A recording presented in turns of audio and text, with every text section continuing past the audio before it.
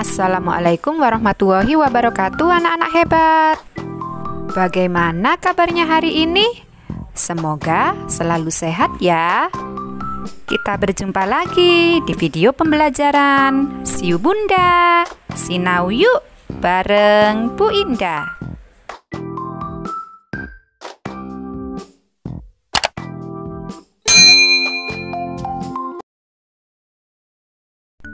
Pasti sudah siap belajar ya anak-anak hebat kelas 2? Yuk disiapkan dulu buku-bukunya dan kita berdoa terlebih dahulu sebelum belajar.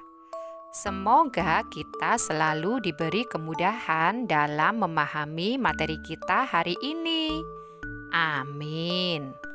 Nah, hari ini kita akan belajar penggunaan tanda seru, huruf kapital, dan kata depan pada mata pelajaran Bahasa Indonesia. Anak-anak hebat, tanda seru digunakan pada akhir kalimat-kalimat berikut.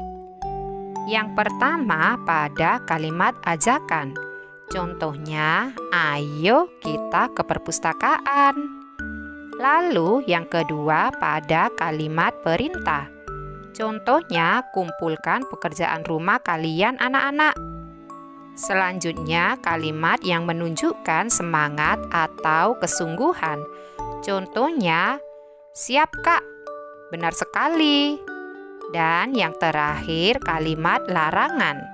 Contohnya, jangan menginjak rumput. Apa kalian bisa membuat contoh kalimat yang diakhiri dengan tanda seru anak-anak hebat? Perhatikan huruf tegak bersambung berikut ini ya. Tahukah kalian anak-anak hebat, kalimat pada teks dapat ditulis dengan huruf tegak bersambung. Huruf tegak bersambung juga memiliki huruf kapital dan huruf kecil. Huruf kapital digunakan sebagai huruf pertama pada awal kalimat dan huruf pertama pada nama orang. Huruf kapital juga digunakan sebagai huruf pertama pada nama hari dan bulan. Perhatikan contoh berikut ini ya anak-anak hebat. Hari Sabtu, Hani dan keluarganya pergi ke museum. Nah, di situ pada kata hari, huruf H memakai huruf kapital karena merupakan huruf pertama pada awal kalimat. Lalu pada kata Sabtu, huruf S memakai huruf kapital karena merupakan huruf pertama pada nama hari. Dan Hani juga memakai huruf kapital karena merupakan huruf pertama pada nama orang. Sekarang cobalah berlatih untuk menulis huruf tegak bersambung pada buku tulismu ya. Jangan lupa menggunakan huruf kapital yang benar. Tahukah kalian anak-anak hebat, teks deskripsi juga dapat berisi informasi tentang tempat-tempat umum. Contoh tempat-tempat umum yaitu museum, stadion, perpustakaan, toko swalayan, dan taman hiburan. Nah, dari tempat umum tersebut, apakah kalian pernah mengunjungi salah satunya anak-anak hebat? Sekarang, coba tebaklah nama tempat umum yang dijelaskan dalam teks berikut ya. Tempat ini berupa bangunan berbentuk lingkaran. Di dalam bangunan ini ada banyak tempat duduk. Di bagian tengah bangunan ini ada lapangan. Banyak orang datang ke sini untuk berolahraga. Banyak orang juga datang ke sini untuk menonton pertandingan sepak bola. Apa nama tempat ini anak-anak hebat? Nah, betul sekali. Tempat tersebut merupakan stadion. Teks tersebut merupakan teks deskripsi yang menjelaskan tentang stadion. Dapatkah kalian membuat teks deskripsi yang menjelaskan perpustakaan anak-anak hebat? Sekarang kita akan belajar kata depan dan imbuhan di. Imbuhan adalah kata yang ditambahkan pada kata dasar. Awalan adalah imbuhan yang ditambahkan di di depan kata dasar. Perhatikan kalimat berikut ini ya anak-anak hebat. Kalimat yang pertama, ada banyak barang di swalayan. Lalu kalimat kedua, topi itu dibeli ayah.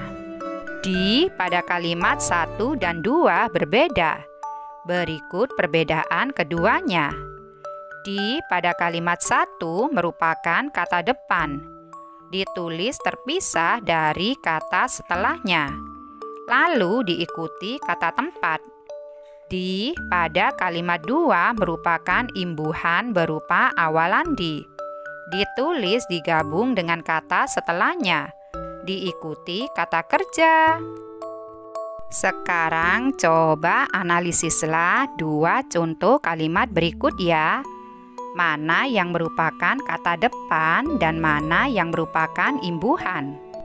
Kalimat yang pertama yaitu ibu membeli telur di pasar. Lalu kalimat yang kedua yaitu pensil adik dipinjam kakak. Nah, di pada kalimat pertama merupakan kata depan ya anak-anak hebat karena ditulis terpisah dari kata setelahnya dan diikuti kata tempat yaitu pasar. Lalu di pada kalimat kedua merupakan imbuhan karena ditulis digabung dengan kata setelahnya dan diikuti kata kerja. Kata kerjanya yaitu kata pinjam. Anak-anak hebat, alur cerita adalah peristiwa-peristiwa yang disusun secara berurutan. Alur dibagi menjadi bagian awal, tengah, dan akhir cerita. Misalnya menulis cerita pengalaman pulang sekolah sendirian. Saat menulis cerita, perhatikan alur cerita. Cermatilah contoh berikut ya. Pengalaman pulang dari sekolah sendirian. Nah, yang perlu kalian tuliskan pada awal cerita yaitu apa yang dirasakan saat harus pulang sendirian. Lalu, tengah cerita bisa berisi tentang bagaimana cara pulang ke rumah dari sekolah. Kemudian, bagaimana cara menjaga diri di jalan. Dan akhir cerita dapat berisi apa yang dirasakan saat sampai di rumah. Nah, cobalah membuat cerita dengan alur tersebut ya anak-anak hebat. Sampai jumpa di video pembelajaran Bu Indah selanjutnya ya. Semoga bermanfaat. Wassalamualaikum warahmatullahi wabarakatuh.